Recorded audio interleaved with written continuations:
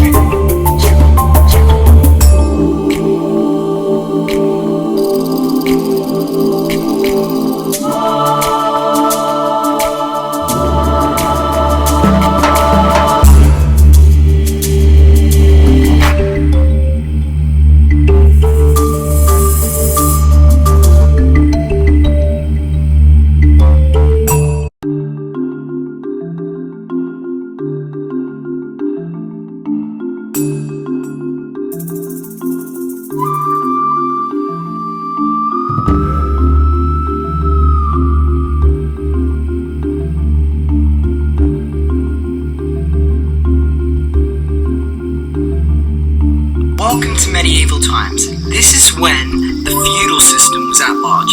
The feudal system is a medieval political system. It had the king at the top ruling all, then the nobles who were in charge of land and peasants, then knights who fought off enemies, and last the peasants who did all the farming and blacksmith kind of stuff. The peasants. The peasants were the lowest on the feudal system, as they were often poor and would do all the hard work, like farming and blacksmith, like the physical kind of work.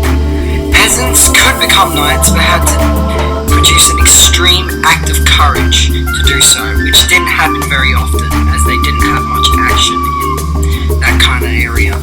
Female peasants would often do the housework, such as clean clothes and take care of children, etc. the husbands, and men would often become farmers and do more of the physical and strength-straining work.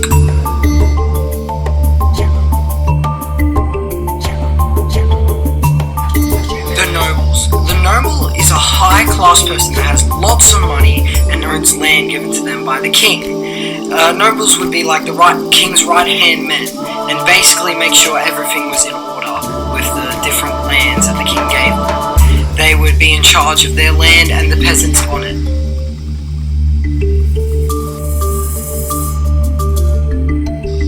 Knights. The knights were men who fought for their kingdom when the enemy attacked.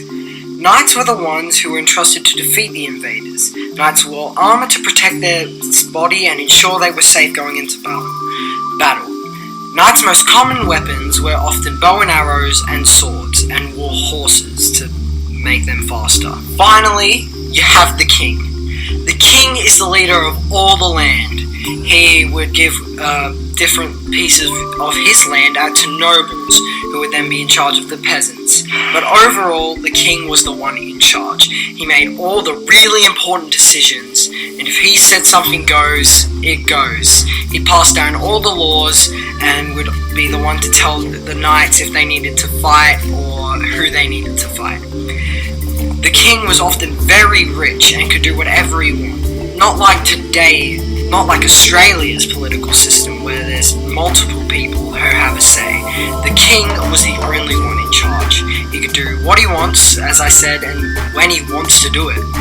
He was just the overall leader and powerful man of the ages. Knight, who was third on the feudal system, served as an elite fighter / bodyguard for a noble. The knight got paid in the form of land holdings. The nobles trusted the knights, who were skilled in battle on horseback, to protect the kingdom from anyone who invaded them. If a knight was really good, other nobles would ask them to fight for them. This way it'd be beneficial for both. The knight would get more money and the noble would earn more of the king's respect. The Feudal System was a system relating to society relationships about land exchange for service and labour.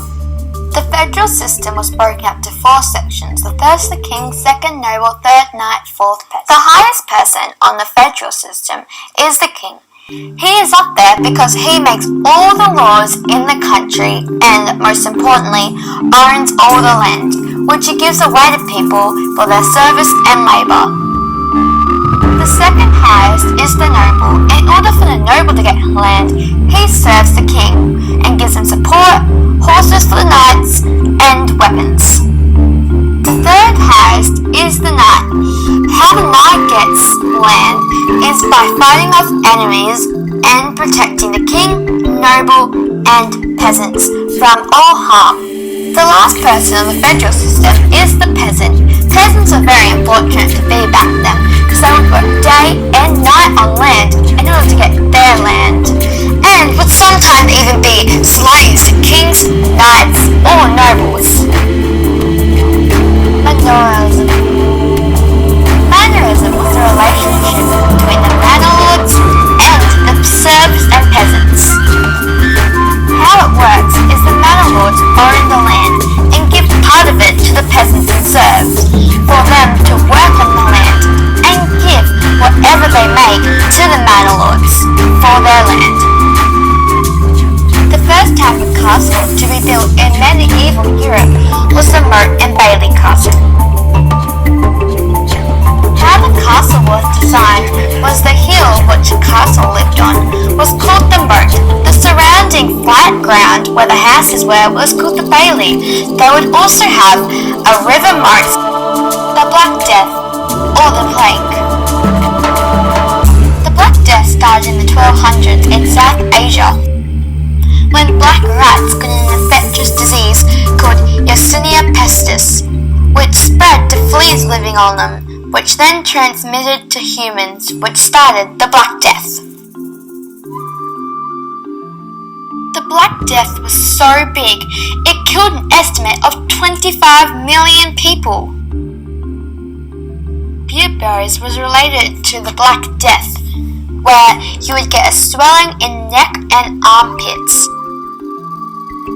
Humor or humorism was a theory that ancient Greece made that spread to Europe in the 1800s. The theory was that you had 4 liquids in your body: yellow bile, black bile, blood, and phlegm, and that you needed to have the right balance of all 4 to be healthy.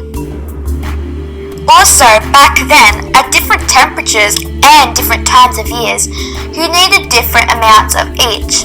For example, at wet, water, cold winter, you would need more phlegm. And when it's dry, cold, and earth, you'll need more black bile. It's all depending on the temperature.